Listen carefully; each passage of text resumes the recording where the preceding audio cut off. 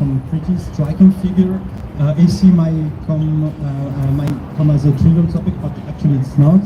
The projection points to the single unit, this single technology, if nothing changed until the end of the century, will account for 7% of greenhouse gases, cumulative greenhouse gases worldwide. If you think this is a single device, and this is the cumulative greenhouse gas for the planet. We are looking at the projection and what you see in this work is obviously it really works across social classes. Meaning, as Gaia told you, it's really a matter of economic affordability and how when you manage to run effectively in the sea.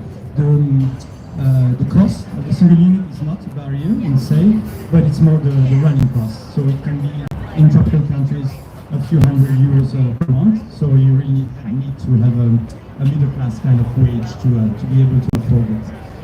We also looked at the possible solution and alternatives. These are mainly technological, and also looking back at what is called vernacular architecture. So for instance, in India and Indonesia, you have several features, part of the architecture, part of historical architecture, which were meant to help people cope with heat. And so now during our investigation, we saw that scientists are trying to bridge technologies with traditional solutions. I will conclude saying that also is that these alternatives to AC are mainly affordable for the richer, the richer classes of society, because you trivially need some space to implement some alternative features, meaning you need a porch, you need a garden, you need certain roof shapes. So this is quite, let's say, a problem because the solution for the middle class are pretty scarce in a way. So our intent was to have the visitor think about their relationship with their energy habits. Once you have concluded the tour, there is an interactive panel on the outside of the container, which lets you tell us about what you use mostly in your daily life. Thank you. If you have any question? Yeah, you can imagine as a photographer, it was not the most exciting thing having to visualize something that is related to such topic. So we tried to focus on a shared human experience across different countries and across social classes. So we looked not only at who will be able to afford it, but who will not be able to afford it in the next 30 years, who will stay vulnerable to heat, outdoor workers, people who have physical vulnerability, babies, older people with disability. For instance, we can see in one photo, there is a couple, they both are born with disability, they live in Brazil, it's extremely hot, and they're low middle class. They have one AC, they use it only at night in their bedroom, and still then they use 40% of their monthly income in electricity linked to an AC use. Our message is not AC shouldn't ever be used. It is important, it will save life, it is efficient in some way, but it comes with a cost.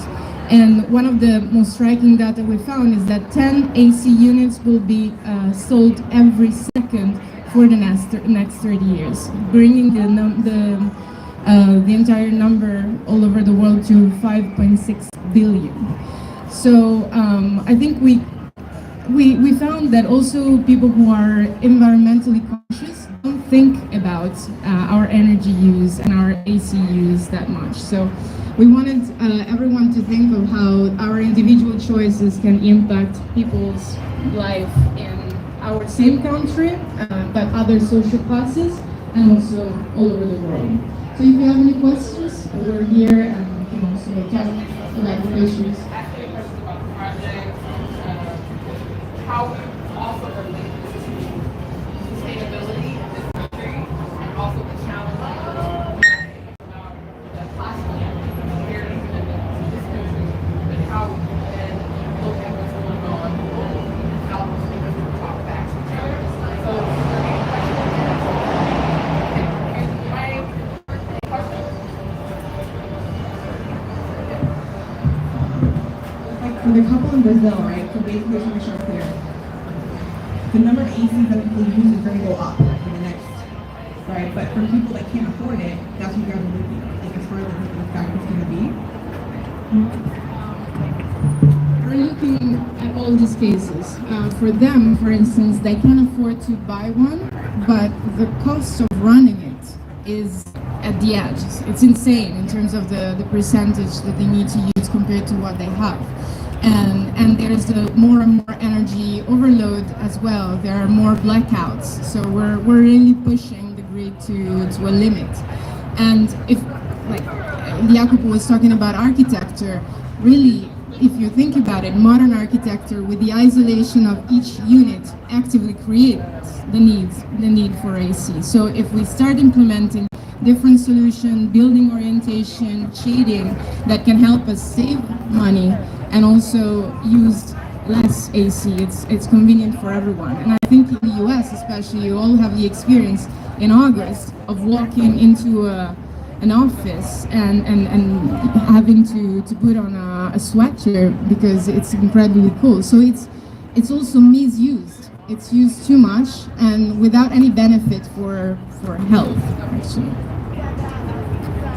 I think also something to note is that we can take some of these strategies and implement them from whether you have access to your parent yourself or if you're a guardian, having these conversations with our young people around, yes, it's hot, we have fans, right? There are all alternatives. And starting really young to talk about sustainability. I mean, when we think about sustainability, probably the first thing that comes to mind for me is recycling. But we have to expand what we know of sustainability, and not just at the local level, in our communities, in our personal homes, but thinking about the impact, our footprint, when we're looking at the global impact. So I just wanted to say thank you so much to Gaia and Jacopo. Can we give them a round of applause? Thank you so much for your project, and more to come. Thank you. All right. Okay. Yep, I got it. All right, we're gonna make our way over here. That was for the cooling solution, so I'm just gonna leave this here so you can pause your video and you can take a look at this information. I also just gave you a tour inside this wonderful container, and this is talking about environmental, how we can help folks stay cool and also save energy, and also with the Euro-Mediterranean Center of Climate Change. Okay guys, I'm gonna follow the tour group, and we're on with the tour group.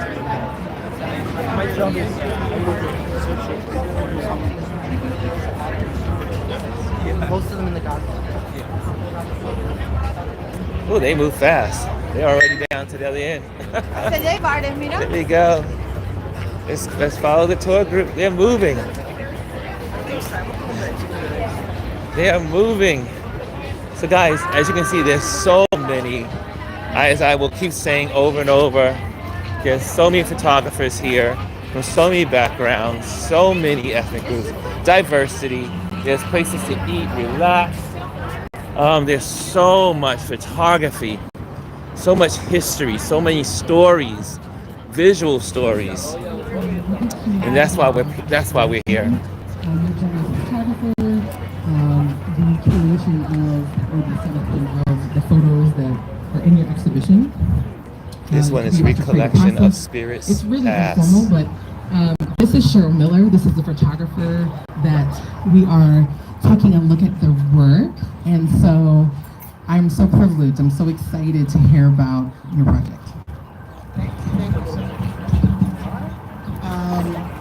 So you guys are just gonna burn up right out there standing in the sun?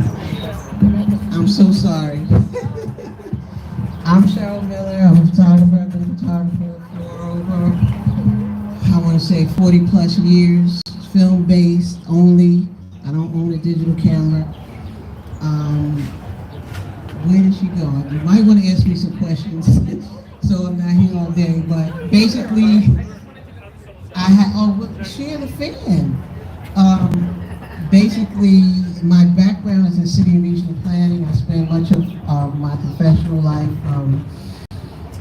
worked in community development, neighborhood revitalization, worked for the city's housing agency, HPD, for a while, so that was a real passion while I pursued photography. And self-taught and go to school for photography. This body of work is part of a series called If We Stand Tall, Recollections of Spirits Past. And it's an homage to my ancestors, our ancestors.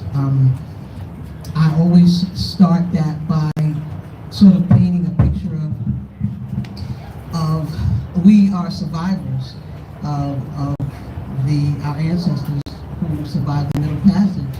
And if it were not for them, we would not be here. And I always have an ancestral altar to give homage to them. This body of work represents joy, resilience against all odds and oppression and life in our culture, absent the gaze. This is how we live, this is what we do, this is how we educate, this is how we worship, this is how we play, and the resilience comes in the joy anyway. And so what you see is hopefully images that represent that. And it doesn't necessarily matter what culture you're from. Hopefully you look at them and be able to identify with the feeling. Questions? Yes, sir. Do you have a thought or philosophy on the difference between sort of staged photos or candids, and which are inspiration, or how do you decide which is better, different? Just people who photography, I was wondering, how do you figure out how does that work for you? That's a very good question.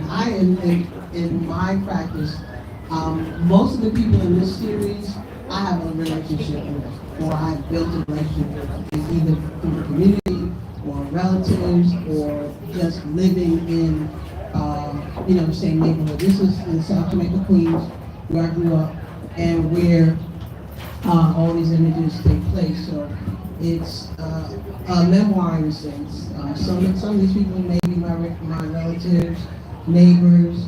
Most of them are the children, especially, are now adults, because it's been a while. But it's important to note when you look at my images that try to imagine me being in that particular image. You don't see me, but I'm there, and either they are trusting enough of me to let their guard down, or because of our relationship, there's no intimidation. But hopefully, as I said, you can relate to whatever it is that you see, or it gives you a throwback, a feeling of a throwback of the time that you remember.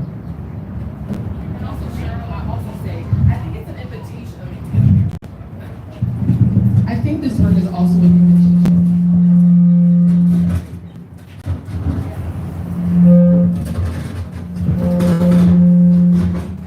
I'm just going to talk without the microphone.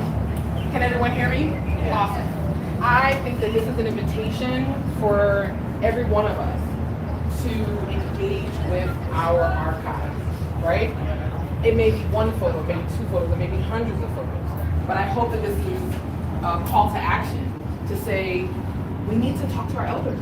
We need to talk to the children, right? We need to have these intergenerational conversations. We also need to check out our own baby pictures. Understanding that some folks, we think globally, may not have access to record moments in their childhood. So if you do have access to an archive of your family photos, not only should we cherish them, take care of them, archival materials actually are super inexpensive, and we do have YouTube, we have open kind of resources to teach you how to take care of properly storing your photos. But I think there's a story in all of our photos, our lineage, the people who've come before us. And I think Cheryl Miller's project really shines a light on that. And so I just want to say thank you so much for taking the time to talk to our audience. And is there anything that you want to say in terms of... To piggyback on what she said, I think it is very important to look into your genealogy. Very quick story. I was kind of bored during 2020 and I got my DNA done through Ancestry.com. And I met who I call a DNA cousin. About 50, fifth DNA cousin. Anyway, he happened to be a genealogy buff. And through being the keeper of the photographs and the documents and all the artifacts in my family, I'm that person. I stumbled upon a document that I held. I didn't know what meaning it had, but I just didn't throw it away. And it was a marriage certificate between two people whose names I didn't recognize. But I knew that my father owned it. It wasn't him, it wasn't my mother's name on it. My DNA cousin did some digging. Long story short, I found out that my father married someone before he married my mother. And they had a child, a daughter, and therefore I had a sister, an older sister, and discovered through that I have 10 nieces and nephews, all living adults, 7 nephews, 3 nieces, who I've spent last Thanksgiving with and the Thanksgiving before that with. And they look at me as the matriarch of their family because I'm their mother's sister that they didn't know they had either. And it was a very weird process of connecting with them because, how do you pick up the phone or email somebody and say, oh, hi, I think you're my sister, or, without it being received, very weirdly. So I'm saying all that to say, look into what you have. The documents speak to, as you say, the elders, and hold on to these papers and things that they may not be of any significance to you at the moment, but you'll be very surprised. So, point well taken. Thank you so much, Cheryl. The last thing that I want to say is I also want to shout out our local libraries. In my mother's journey to record the genealogy for my family, I had the opportunity to travel with my mom to check out public records.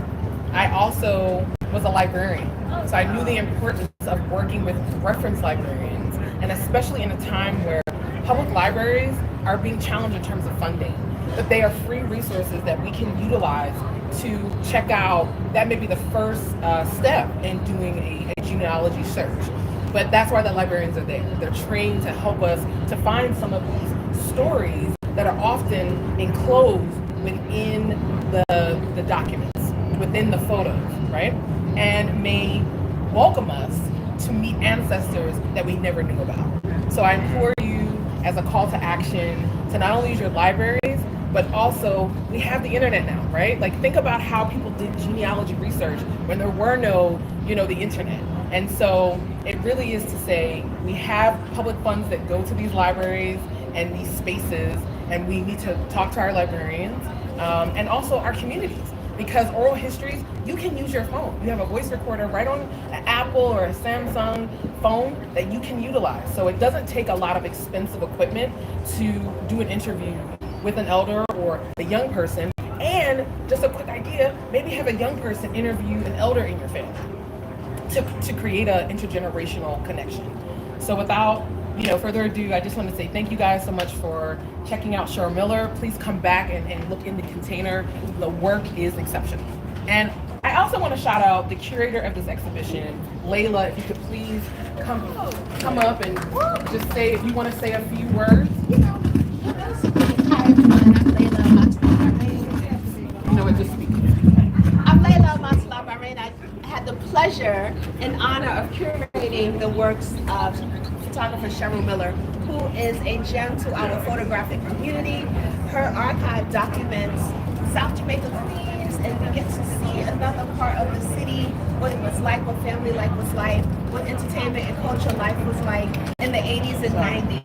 So that was a real pleasure for me, and I'm so excited to be back in Photoville. I love this organization, and I'm so happy to see you all, so thank you. Thank you so much. All right, give a warm round of applause for Cheryl and Layla. Thank you. Awesome. Thank you so much, guys. All right. Okay. Thank you so much. All right, off we go. I don't know what's going on with this microphone. It's okay. That was wonderful. I am so glad. I'm going to reach out to you because I want to have you on my Touch Base Daily show. And I love it. Thank you so much. This is beautiful. Definitely. Oh, this was so informative. Where's my wallet? There it is. Let me get that out of there. I need to have them like out ready. Hold on, guys. Hold on, guys. Thank you. Yeah. Ron. Yes, photographer. And I love what you've done here. It's amazing. Thank you. That was Cheryl Miller, y'all. That was Cheryl Miller, curated by Leia. Let me just give you guys that. Layla, sorry, my bad. Layla. And here you go. Adama. Hey, oh, Adama helped you with this? Oh, wow. She's so sweet. She's amazing. Okay, guys. Anyway, take it. Pause your video, and you can just take all this information in. And I want to go find the rest of the group. Okay. Thank you, guys. Bye-bye. Thank you. With my friends, right? Like, how do I really deeply and intimately get to know the city? And so, you know, most of us have had the experience. You get on a subway line and you say, okay, last stop, Ozone Park. What the heck is Ozone Park? What is this sort of mysterious place that lies at the end of this journey?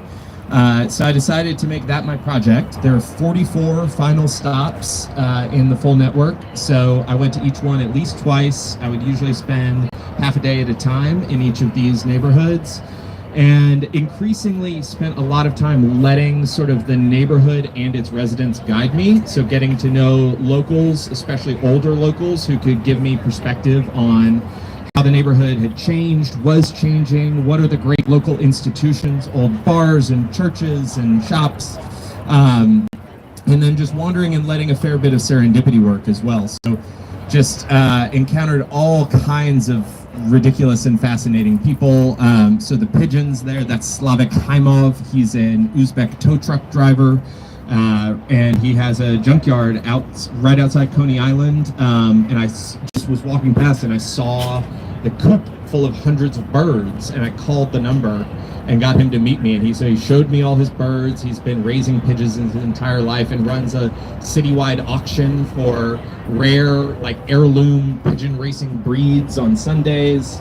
A pigeon shat on my head while I took that picture. So every picture has typically some kind of story. The man with all the medals on his chest, that's Leonid Rosenberg.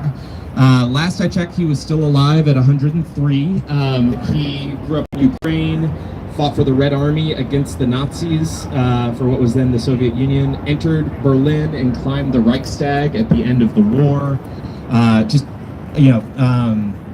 Each of these neighborhoods had such unique character to it, and I learned a ton from each one. So happy to take any questions, but would encourage anyone who's tempted to just go. I mean, it's a great sort of field trip, adventure, vacation you can have just by hopping on the subway. So there are whole worlds out there that you may not know exist. Taylor. Yes. What's your favorite subway stop? Favorite final stop to photograph 100% is Broad Channel, right here with the end sign. It's just completely bizarre. It's a little marshy island in the middle of Jamaica Bay. So going to and from it, the train is just sort of skimming across open water, and then you get there and it's a small town, maybe 3,000 people who all know each other. Many of them are related to each other. A couple hundred houses, a gas station, pizza joint. It's like a small town out of the 1970s, like out of a Norman Rockwell painting, but it's on an island in the middle of Jamaica Bay connected to New York by the subway. It's a very strange place. But yeah, I mean, I loved all of them, honestly, except maybe Times Square. Are there any stories from some of these photos? Like, give us the behind the scenes. Sure. How you constructed some of these portraits. Yeah.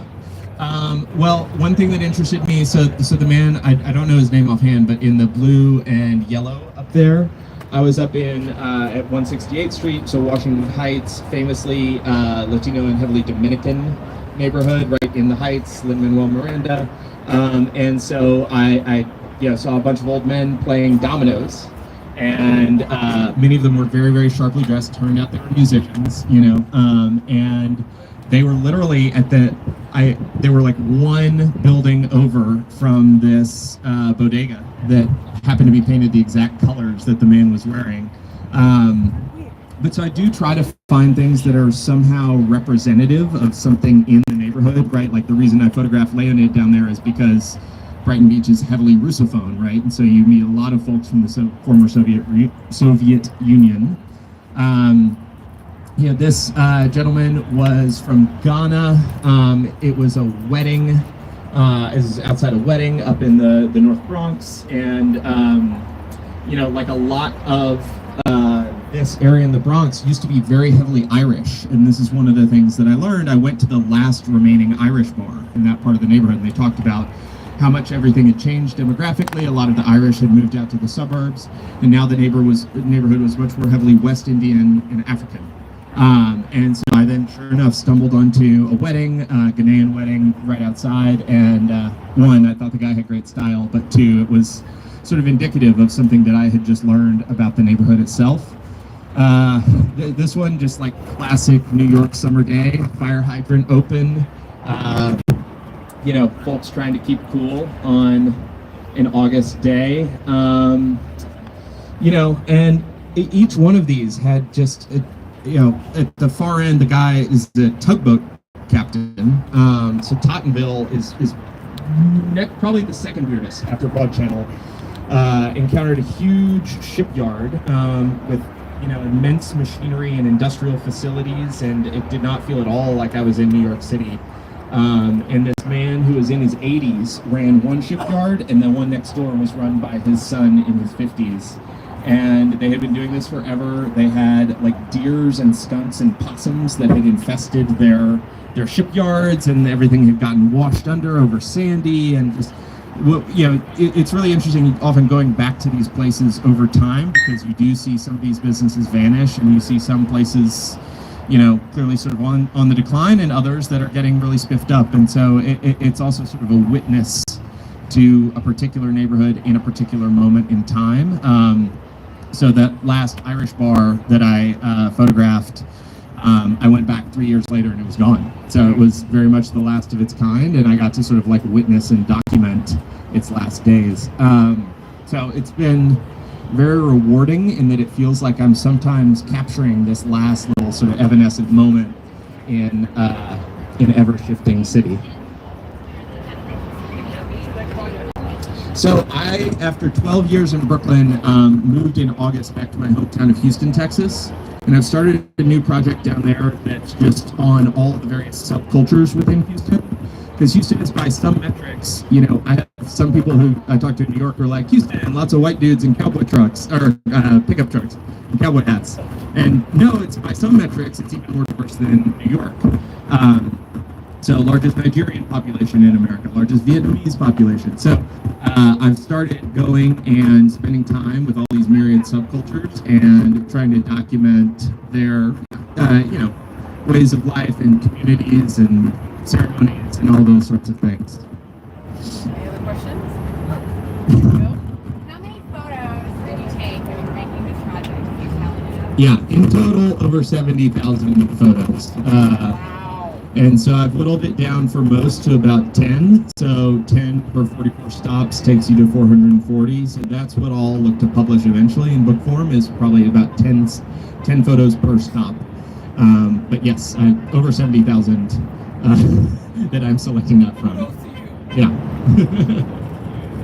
So a note that I wanted to make about this project in particular, and something that Taylor said, is that we're also witnessing. Come up this way. Move out of the way. Thank you. This is a note also on the transient nature of New York, the history of New York. When we think about folks who've immigrated here from Italy and places in Europe and Africa, these subway stops are also markers of history, right? And also these interviews that you've done, or these folks that you've been able to meet, are stopping points or guideposts to histories that are in a way transitioning to something else, right? They're making way for other communities, and I think when we look borough-wide, that we will see markers of the history that has been in the past, the present, and also the influx of new communities that are coming to New York. And so I just want to thank you so much for taking the time to chat with us about your project, End of the Line. Let's give a round of applause to Taylor Chapman. All right, one last stop. I know it's hot, so if we can make that. This was beautiful. You have a business card? Not on me, but this is my I can just get from here on Yeah, Instagram. yeah. Okay, Yeah. great. Or I can get your email too. I'm happy to send you info. Here. Awesome. Hold on, guys. I'm connecting with an amazing photographer. You want to just tell me, or do you want to Yeah, write just it? Ron Lewis Photos. Ron Lewis? Yeah, RONLOUIS Photos. FOTOS? And I'm on YouTube at Touchbase Daily. Okay. And so is that at Gmail? At or is Gmail, that- yeah, at Gmail. Cool. Okay, guys, so I'm going to pop back so you can just see this information, and then you can freeze it on your YouTube channel. Just freeze it and pause, and you'll be able to read within. Let's step back just a little bit. Sure. There you go. It's called End of the Line, photographed by Taylor Chapman. It was presented by Photoville, and it's about the cultures in New York City at each of these amazing train stops. Okay, I'm going to follow the tour and continue on. Again, you see all the people are out. There's so much information here. Look at that, saving the American dream. So much great stuff. I hope you guys are enjoying this. There's photographers everywhere just lined up. I'm gonna go follow that yellow sign.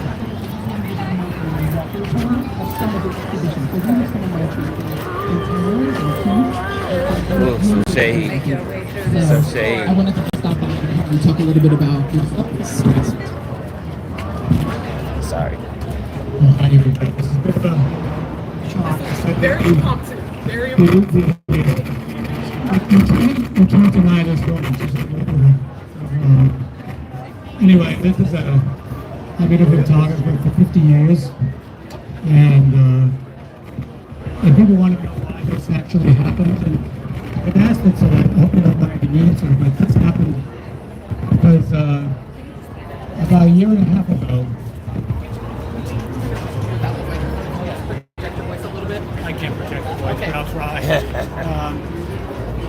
About a year and a half ago, I don't know if all of you're all creative people, so you understand that you go up and down into the valleys. And I hit one of those valleys. I think it was covering too many stories that are difficult, etc. But then, what was happening now, if we cover the media, is kind of a movement, I feel, to separate us. Everything is to separate us now today. That's how I feel. I think they more and more they're saying, I guess to put it bluntly, you've got to be a certain person to look at somebody else.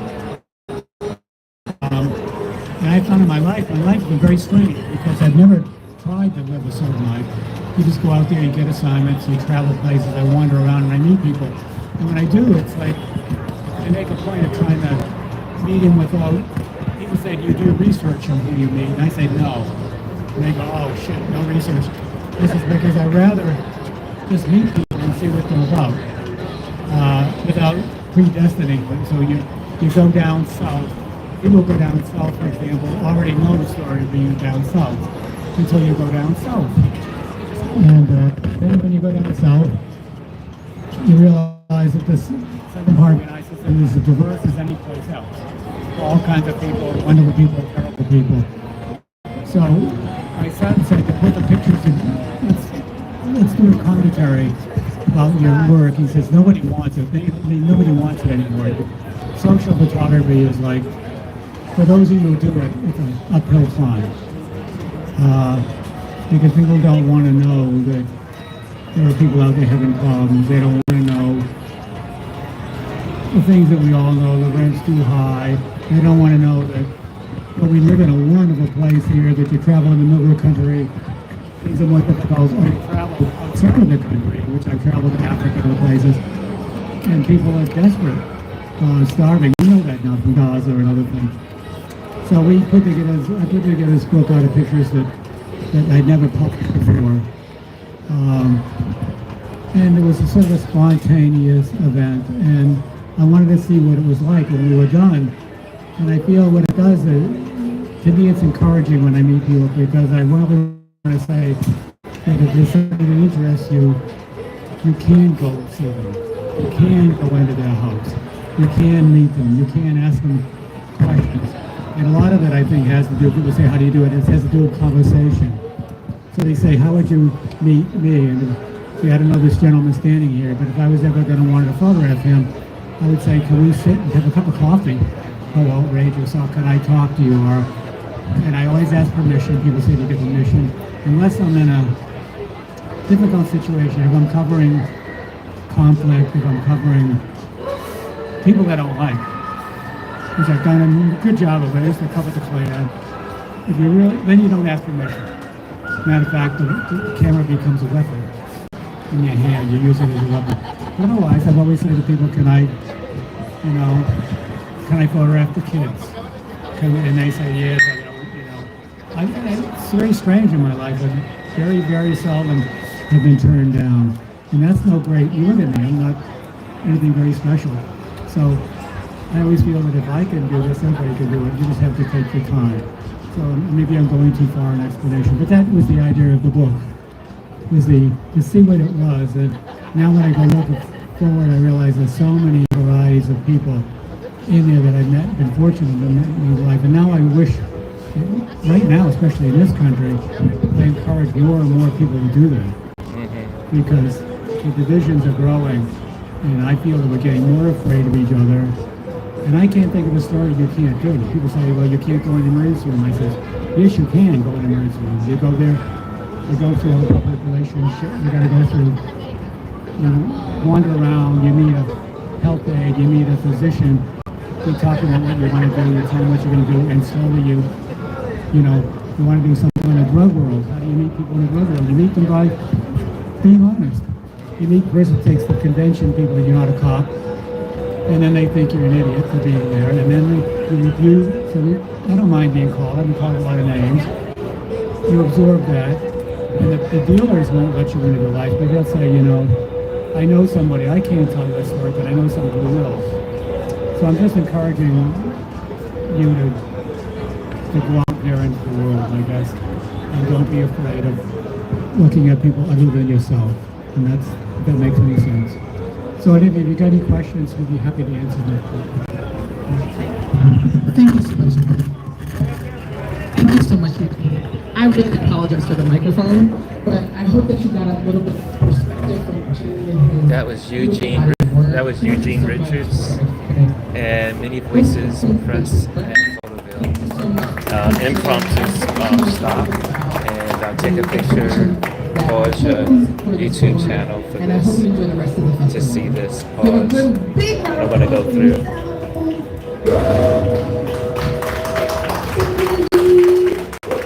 It's our first show, so enjoy the rest of your time. Beautiful. Thank you.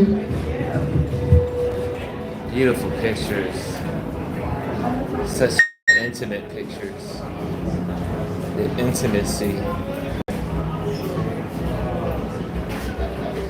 That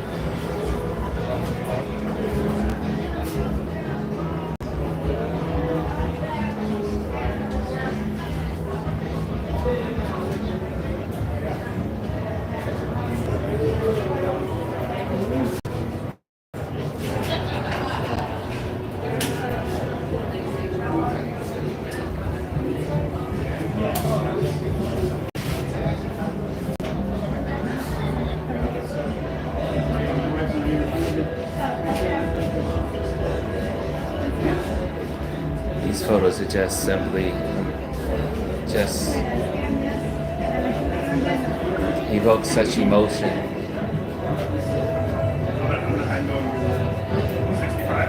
Like he was saying that, you just walk up and we talk to people, and then they give you an invitation into their lives as a photographer, and then you take these amazing, intimate photos.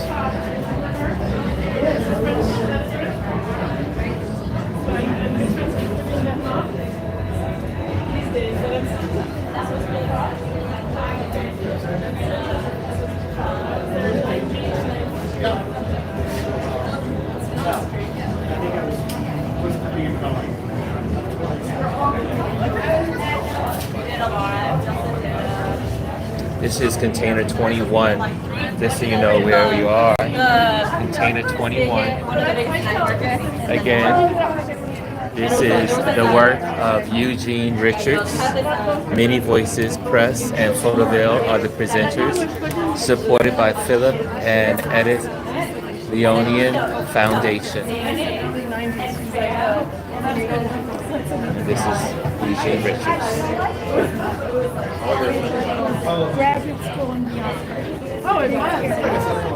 So different, you know it's so different. Yeah, yeah. The world is different. Oh, you gotta. Right. That's the right place? I just Yes, it is. No, it was extraordinary. I got in the door there. because my grandmother was You're friends welcome. with Helen Ray. So nice to meet him, and I hope to have him on, maybe come on to our Touch Base Daily community and share his experiences and share how he photographs the world. And he's done so much what I call intimate photography, getting to know people, getting to know the subjects, getting to know, you don't just walk up to these photos that you just saw. You can't just walk up and just take these photos. You have to build relationships, and so that's part of photography. Part of photography is building relationships and connecting with people on an intimate level versus surface, like everything, like he was saying earlier. Social media has given us just a glossy feel of how we want to connect with others, but here, for the great photojournalists that I've been coming across and connecting with over the years, every one of them has said it's about intimacy. It's about connecting with the people. It's about, hey, do you need a glass of water? Do you need food? How can I help you? How can I encourage you? How can I service you? If I'm going to take these photos, how can they benefit you? So it's really about sharing your gift as a photographer to help those individuals. Okay, so I'm gonna let you guys go. I'll click on again if something else happens. I hope you guys are enjoying this. My name is Ron Foster, and my channel here is Ron Lewis Photos, and Touch Base Daily is the station. If you want to follow me, make sure you hit the like, subscribe, and share. The algorithms love when you share. The more you share, the more you can get out to more people. The more people are sharing your work, I should say, the more your work can get out to help and encourage other folks. So I'm looking forward to building a wonderful community among photographers. I got a chance to see so many cool people in that have been a part of my career here today. Career over the years, but they're here today, I should say. And it's been absolutely wonderful.